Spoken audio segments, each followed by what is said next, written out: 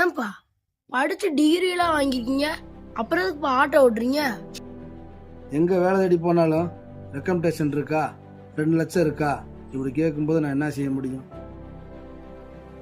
அப்பா இப்ப நான் படிச்சு வேஸ்ட் தானப்பா. நானும் வேலை தேடி போனா காசு தானப்பா கேட்பாங்க. அரசாங்க பள்ளிக்கூடத்துல தானப்பா படிச்சான், அரசு சொல்லித்தானப்பா படிச்சான். அரசாங்கம் வேலை தர மாட்டாங்களாப்பா?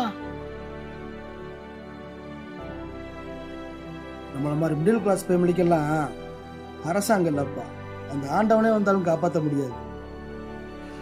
ஆனால் ஒன்றுப்பா, அரசு பள்ளிக்கூடத்திலேயே படித்து அரசு கல்லூரியிலேயே படிப்பு முடித்தவங்களுக்கு இந்த அரசாங்கம் எல்லாருக்குமே வேலை கொடுக்கணும்ப்பா. அப்போ தாப்பா நம்மளை மாதிரி ஏழைகள்லாம் வாழ்க்கையில் முன்னேற முடியும், நிம்மதி ஆள முடியும்.